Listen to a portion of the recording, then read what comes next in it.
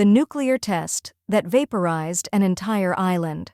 72 years ago, the island of Elugelab in the Pacific Ocean instantly vanished after a 6-meter, 20-ton hydrogen bomb unleashed a 10.4 megaton explosion.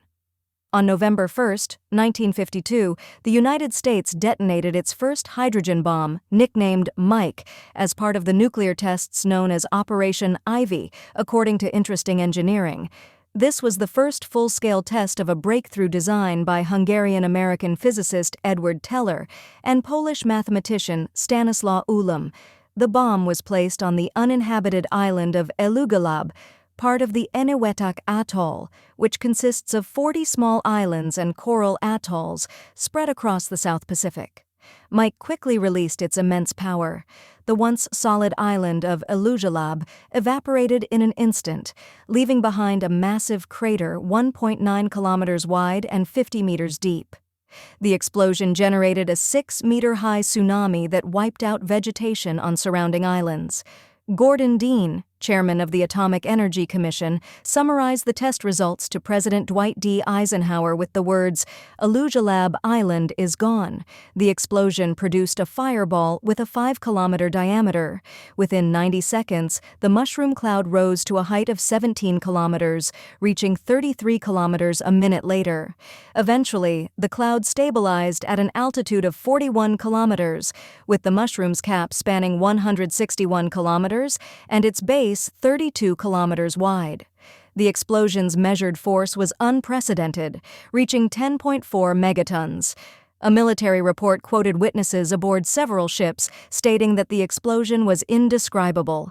Accompanied by blinding light, the heat from the blast could be felt immediately at a distance of 48 to 56 kilometers. The massive fireball on the horizon appeared like a rising sun, expanding rapidly after hovering for a brief moment. Mike was a symbol of extraordinary technical achievement, standing 6 meters tall and weighing 20 tons.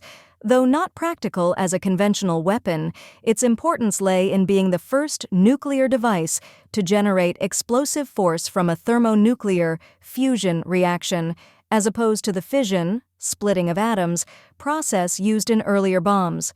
The bomb's function relied on using a fission reaction to trigger fusion inside liquid deuterium, a heavy isotope of hydrogen. Mike's appearance resembled an industrial complex more than a traditional weapon. The bomb was encased in a wrinkled aluminum structure, accompanied by a signal tower over 30 meters high to communicate with the control room on the USS Estes. Due to the use of liquid deuterium fuel, a large refrigeration plant was required to keep the deuterium near absolute zero. The power for this complex setup came from a 3,000-kilowatt electric plant. The Ivy Mike test also led to the discovery of 2 new elements. Shortly after the detonation, a fleet of U.S. Air Force planes flew through the mushroom cloud, equipped with modified fuel tanks designed to collect and filter debris from the air. The filters on board were sealed in lead containers and sent to Los Alamos, New Mexico, for analysis. Nuclear scientist Albert Ghiorso at the University of California, Berkeley, was among those intrigued by the scientific potential of the filters. Ghiorso speculated that the filters might contain atoms that had transformed into elements 99 and 100, which had been predicted but not yet observed through radioactive decay.